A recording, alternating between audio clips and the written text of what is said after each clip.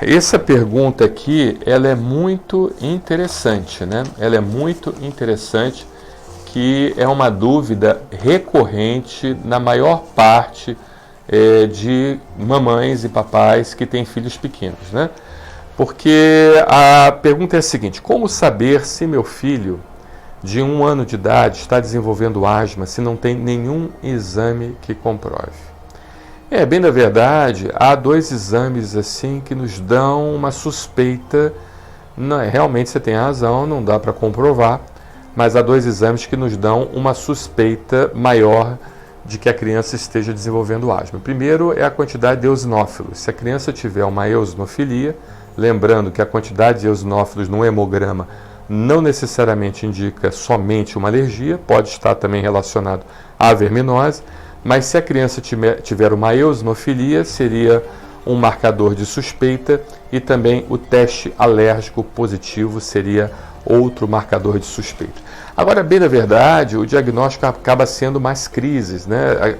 Acabam sendo mais clínicos, né? Os diagnósticos. Então a gente classifica basicamente em 3 situações: a criança que desenvolve crises recorrentes de asma e sibilância, né? Uma história familiar de asma, ou seja, o pai e mãe com asma, irmão com asma, e ausência justamente de sinais e sintomas de uma possível outra doença que leve a broncoespasmo, que não seja asma. Inclusive, a gente até faz os diagnósticos diferenciais com vírus, doenças do refluxo gastroesofágico, malformações, a própria fibrose cística é um diagnóstico muito importante, a mucoviscidose ou fibrose cística, onde a gente pede, de certa forma, aquele teste do suor que o Instituto Fernandes Figueira, brilhantemente aqui no Rio de Janeiro, faz.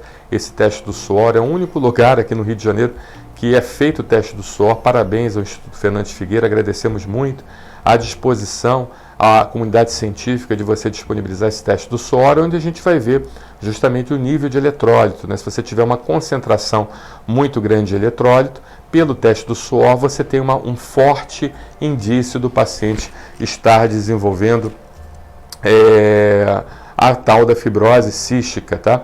A própria displasia broncopulmonar é uma possibilidade. A tuberculose é uma realidade no Brasil também, tá? A tuberculose é algo que a gente sempre tem que pensar num paciente que tem quadro respiratório. Então, uma criança que está com suspeita de asma, antes de tudo, a gente precisa investigar tudo isso que eu relatei, além de algo muito comum em lactentes, que é a aspiração de corpo estranho, tá? Muitas das vezes a criança bota objetos pequenos, e é muito comum porque a criança está naquela fase do descobrir, né?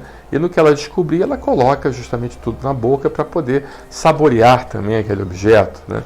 E que até faz parte também da formação imunitária de uma criança. Uma criança, ela precisa entrar em contato com bactérias, com germes, para que ela possa então desenvolver uma imunidade chamada de imunidade T1 ou TH1, onde ela teria uma preponderância na produção de anticorpos da classe IgG, tendo então uma proteção celular, linfocitária, de linfócitos T, linfócitos B e também de anticorpos da classe IgG, os chamados anticorpos neutralizadores contra as bactérias e germes em geral, né? Bactérias, fungos, protozoários e vários outros tipos de situações.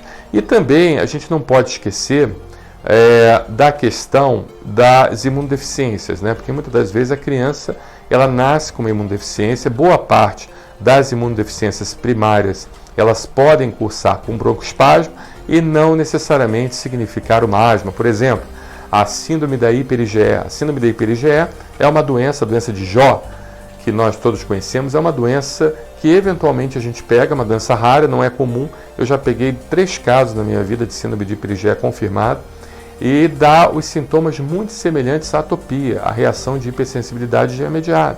E não é uma reação de hipersensibilidade IgE mediada, é justamente uma síndrome de produção exacerbada do anticorpo da classe IgE, sem estar relacionado com o chamado perfil T2 ou perfil TH2, tá bom? T2 é mais recentemente, tá bom? Que o pessoal fala. Então é importante a gente verificar isso. E existe também uma outra forma de você fazer diagnóstico, que é utilizando os critérios maiores e os critérios menores. Então, se você tiver pelo menos um critério maior e 2 ou 3 critérios menores, aí você até conseguiria chegar a um diagnóstico presuntivo da asma. No caso, a dermatite atópica, quando a criança tem um quadro de dermatite atópica, quando os pais têm asma, e também quando tem um teste alérgico positivo, seria os critérios maiores. Então, a dermatite atópica, os pais com asma ou os pais com teste alérgico positivo indicariam sinais maiores de dermatite atópica, principalmente o teste alérgico positivo aos aeroalérgenos, tá? Porque você tem incluído nos critérios menores o teste alérgico positivo alimentar, que é considerado um critério menor, a própria eosinofilia, a sibilos por infecção em vias aéreas superiores e também